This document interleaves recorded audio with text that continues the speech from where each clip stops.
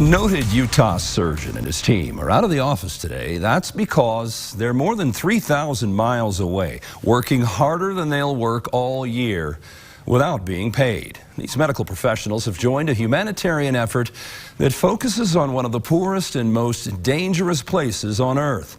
ABC4 News exclusively invited along on the journey. Over the next 3 nights, you'll watch this story unfold. Tonight, in part 1 of The Gift of Sight, I take you to El Salvador to see the place and meet the people who will receive the gift. El Salvador, its views are breathtaking, but the natural beauty is deceiving. The country of more than 6 million is also the most dangerous and deadliest in all of Central America.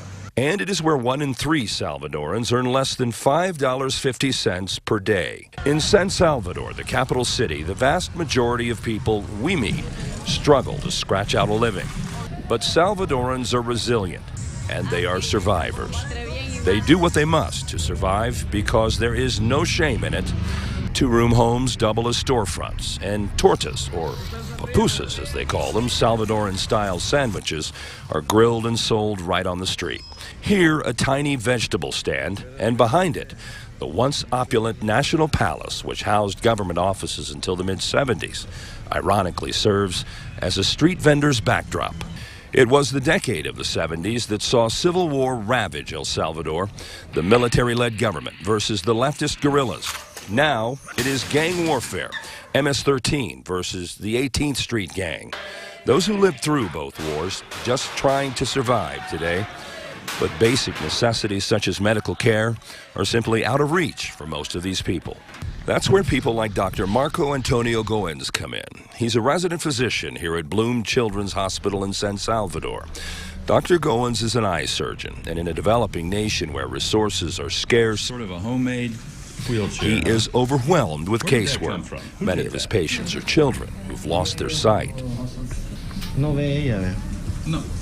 He has a life-threatening problem. He doesn't know how serious it is. When he's not performing surgeries at the hospital, Dr. Goins is here at his clinic, where he's the last hope. Eye disease has robbed many of his patients of their vision. Some were blinded by exposure to the sun and air pollution, while others in the wrong place at the wrong time, caught in the crossfire of warring gangs. These days, most of Dr. Goins' work involves removal of eyes that are too damaged to be saved. This young man lost his left eye in an accident. He'll get a prosthetic, thanks to an unexpected and unlikely colleague who appeared on the scene not long ago. Dr. Michael Hughes is a semi-retired ocularist from Vienna, Virginia, who came to El Salvador years ago with a group called Eye Care International. Seeing the need compelled him to help. A corner of Dr. Goins' eye clinic serves as a crude laboratory for Dr. Hughes, half doctor, half artist. It's alginate. His medical expertise enables him to take molds of the patient's eye sockets. He'll use the hardened mold to replicate the shape and size of the prosthetic. His artistic talent enables him to create something that so closely resembles a real human eye, it's difficult to tell the difference. It's perfect. Thank you. Yeah. Keeping up with the enormous workload requires a 6-day work week for both these men. On this Sunday, normally their day of rest, they are on the road to join the rest of the Eye Care International mission team. It's about 15 minutes away. The Templo del Señor, in the tiny 15th century city called Wayua, is the meeting place for the entire Eye Care International team. Doctors Goins and Hughes stand at the back, while the green t-shirt-clad doctors who've just arrived from the U.S. sit in the front pews, honored guests. These American medical professionals are all here by invitation of the priest and the mayor to be blessed.